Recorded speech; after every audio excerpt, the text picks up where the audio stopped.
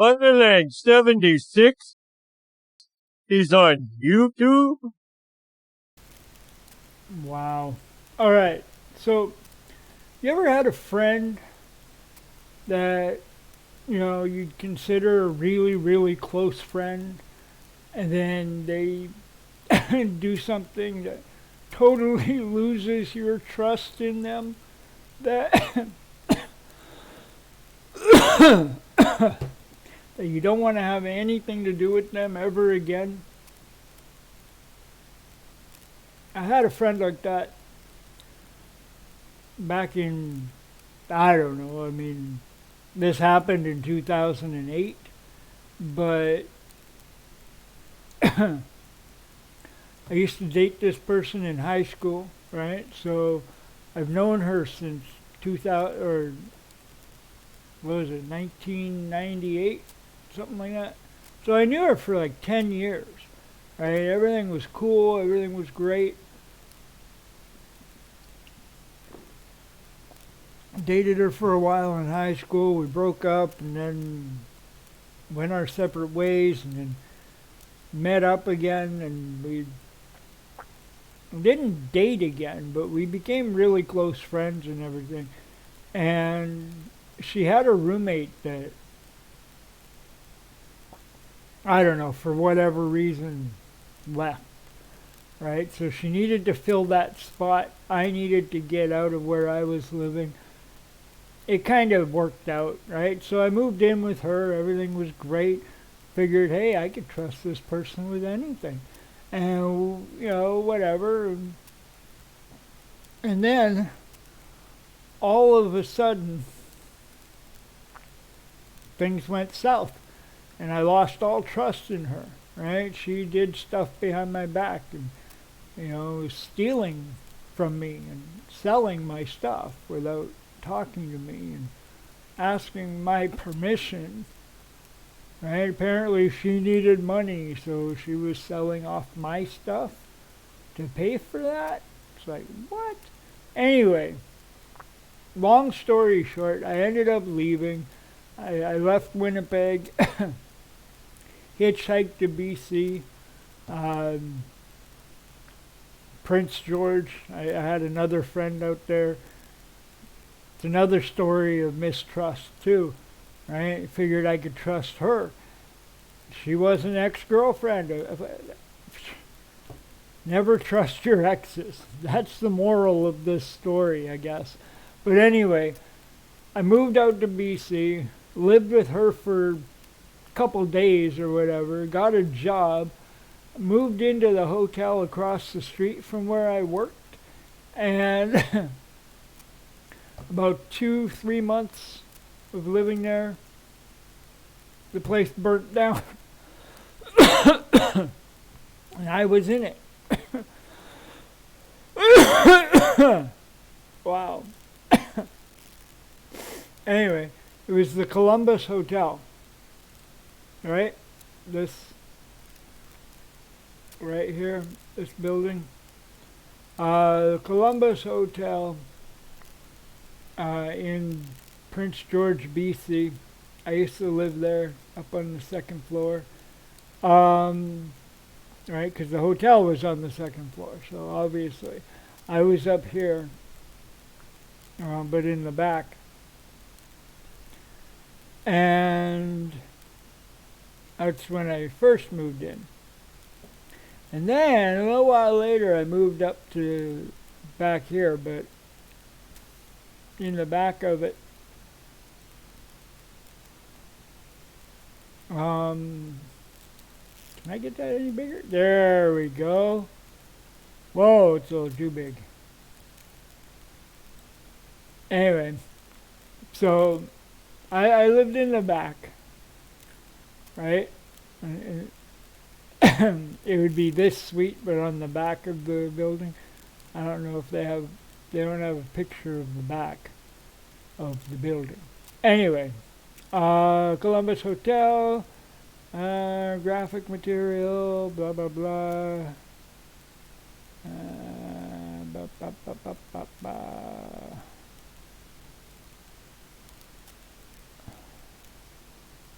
Okay.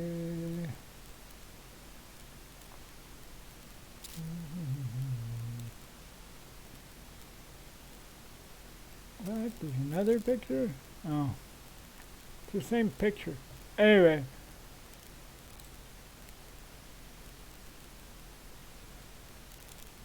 Uh,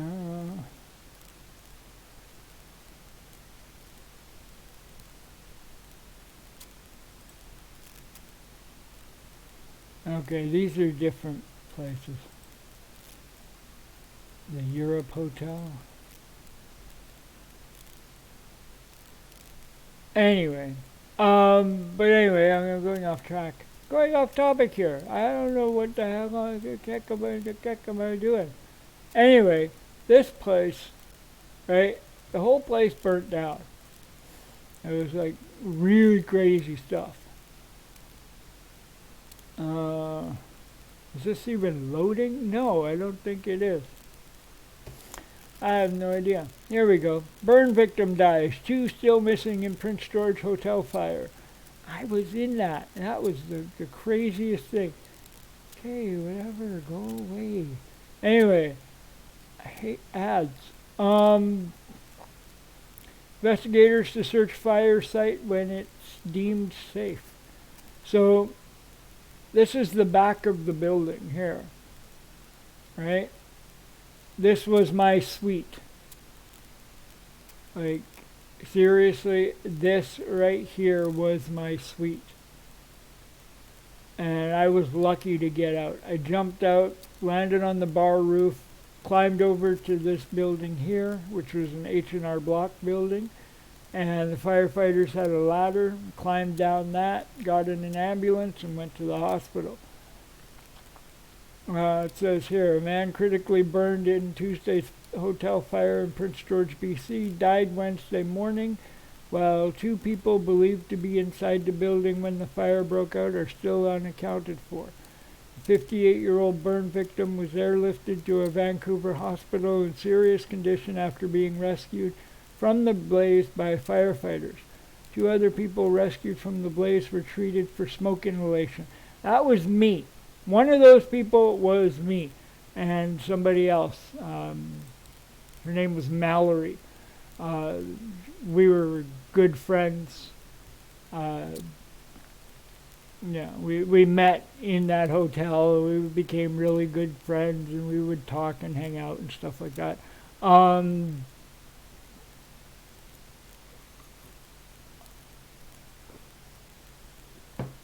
I believe she lives in Alberta now. I have no idea. Anyway, I did have her on Facebook for a while, but she barely ever talked. She was one of those weird people that just kept to herself. And, yeah. Anyway, the one that was airlifted to Vancouver Hospital, he actually fell through the floor into the bar and walked out the front doors of the hotel, and his legs were on fire as he was walking down the street. So the firefighters were following him with their hoses and hosing him down, and yeah, it was sad. He actually died the next day in the hospital. One of the residents was asleep, and they couldn't wake him up, and he died in the fire. Not sure about the other missing person. I have no idea. But anyway, the building constructed in 1920 also contained a bar and a strip club. Yeah, that strip club was really popular.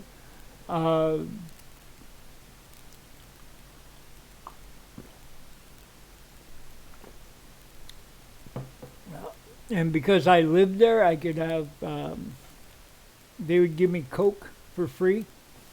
Not cocaine, Coca-Cola. Right? So I go in the bar, grab a mug of Coca-Cola and sit there and drink that, and watch the strippers and whatever. Of course, after work. And yeah, So anyway, it was a nice little place. It was a nice little hotel to live in too. Um, but after that burnt down, the ones that survived went to another hotel, and we had the option of having 3 meals a day in that hotel, or what was it, like $150 gift card for a grocery store that was across the street. Of course, I took the 3 meals in the hotel, right? Because you get more food that way, right? So that's what I did. And we were all talking about it and everything, and we found out that the owners of the hotel that burnt down actually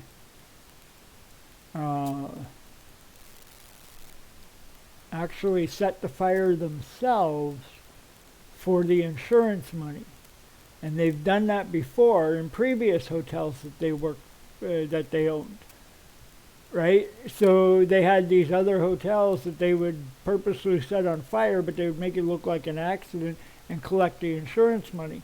And as we were talking, I remembered walking through the hotel after work, and walking past the owner's office, and he was talking about insurance and everything. And this was like 2 days before the fire happened, which was really weird because, yeah. And so we put 2 and 2 together. We found out, these different articles and stuff online about, about these other hotels that they owned. And it was weird because why would they do that? For the insurance money, right? But knowing that there were people in the hotel at the time, that's not right. That is not right at all. And there was this one stripper that showed up, because she was to work the next day, and it was like minutes after she arrived that the fire started. So of course she had to jump out the window too. It was crazy. But at the front of the building, right, you got these fire escapes here. Let's see here. Yeah. You got the fire escape here, right, that they come down, right? So they came off of the fire escape out of the front. But at the back there was no fire escape, which is probably a flaw in the building, right? And I had to jump out the window. Or maybe there was a fire escape, but I couldn't get out. Right, I couldn't get out of my room.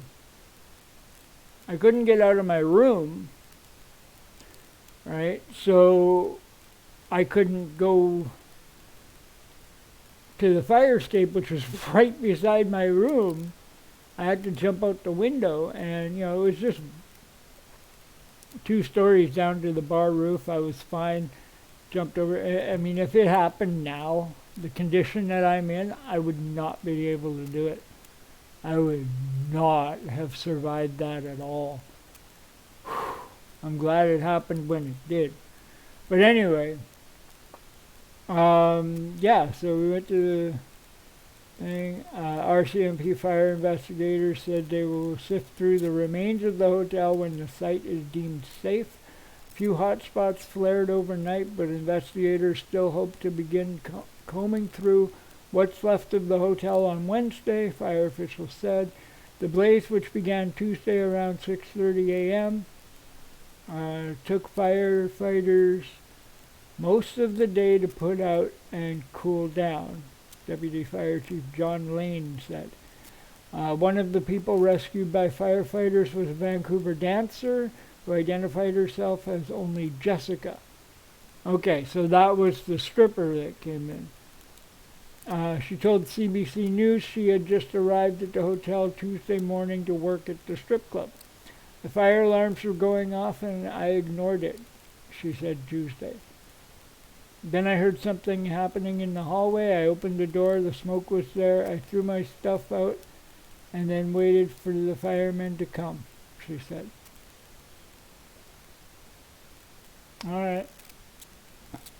And then there's a photo gallery. Okay. That's cool. There's nothing there. Oh.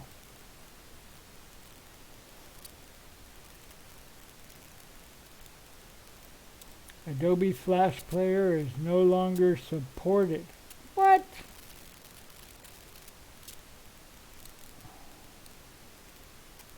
Huh. Alright, never mind.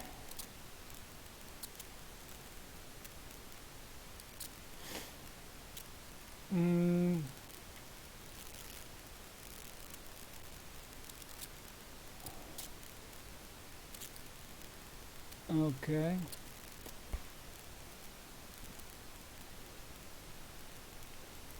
So apparently this is at the site of the Columbus Hotel.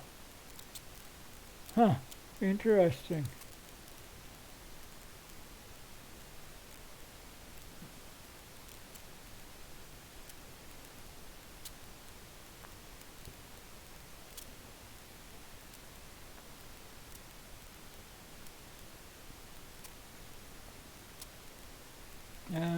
Louis Zimmerau arrived in Prince George in 1913 to work on a section crew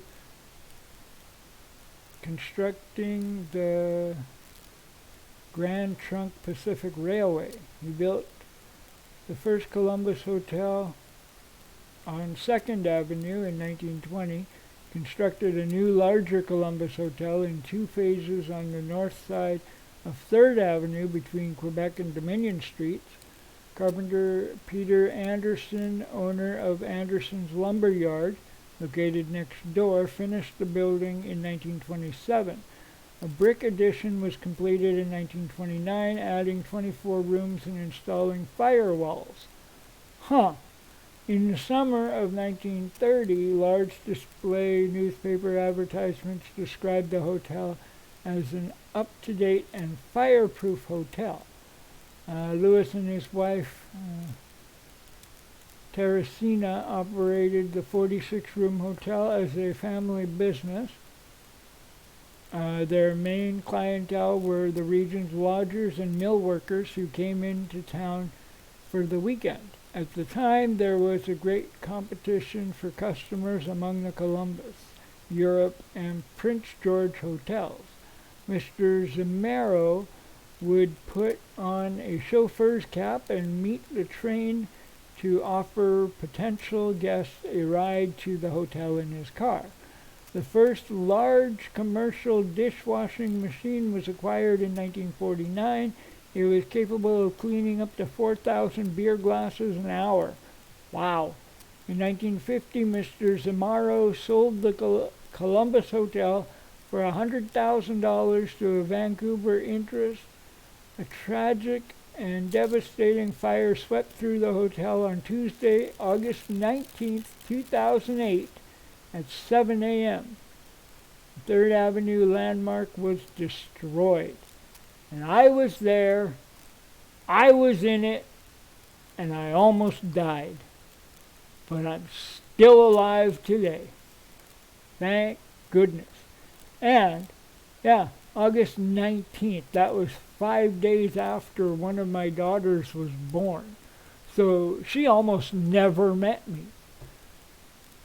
So think about that.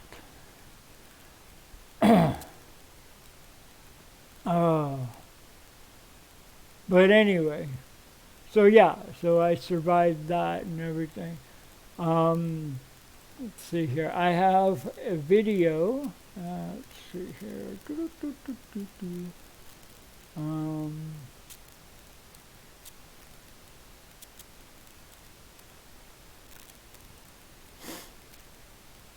have to go through.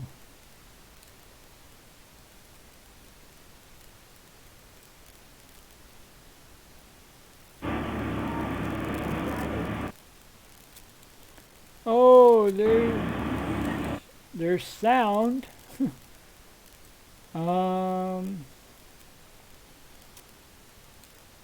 Yeah, so this guy's got footage of the fire. Right there. Right there.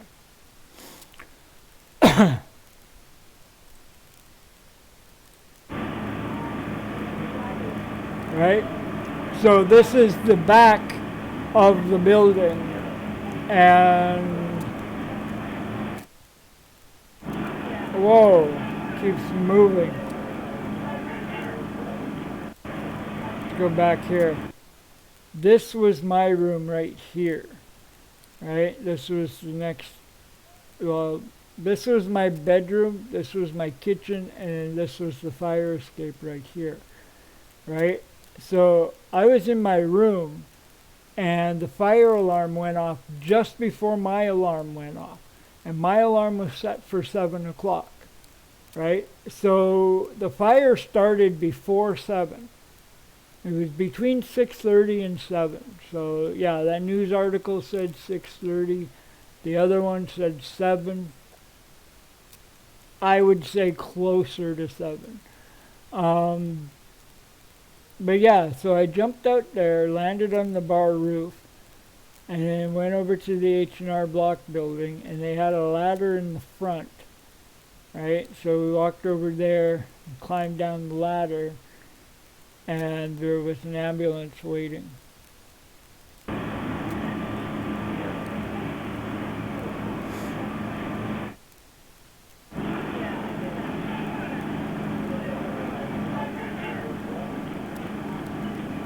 This was long after I was out, or else I would have got soaked.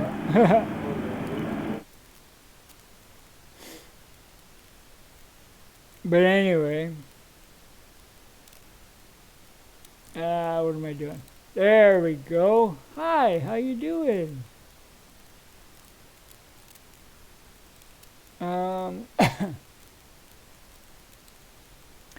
But yeah, so that's my story of how I survived a hotel fire in BC in 2008. And I'm still alive today. Yeah. But it never would have happened if I hadn't lost trust in that one friend, right? Because that was the whole reason I went to BC, or one of the reasons. Another reason was I was talking to a friend of mine that lived out in BC. She wanted me to go out there and help her with the family business. I guess since it's legal now, I can say. I was growing and selling pot, which was totally illegal at the time. But that's the main reason I moved out there. And I was to walk. Stupid me. Oh, I could walk. But I got picked up and everything. It only took 8 days, so about a week. Went out there. But anyway, aside from that part of it, I went out there, I lived through a fire, and now I can talk about it and laugh. Because, hey, you can kind of say I'm fireproof or something. I don't know. But yeah. So it was this roof here. And it was way over here.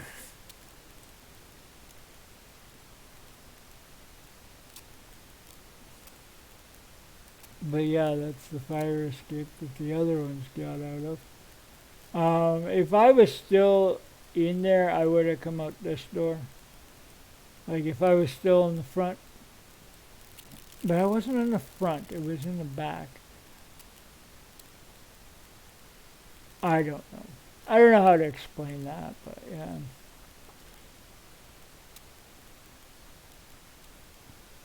Yeah, the Columbus Hotel. Yeah, whatever. Whatever. Anyway, I'm gonna go. That was my story. I just figured I would, let you all know about that. I was talking to a friend of mine the other day about it and figured, hey, this would be a great topic for a video. Let everybody else know what happened to me. So yeah, you can look it up if you want. I probably won't leave the thing. I mean, you can find it anywhere online. Just type in Columbus Hotel in Prince George, BC. And you get all the information and everything that you need. But yeah, it was really, really crazy. The people that owned it were brothers, and they've done this scam before.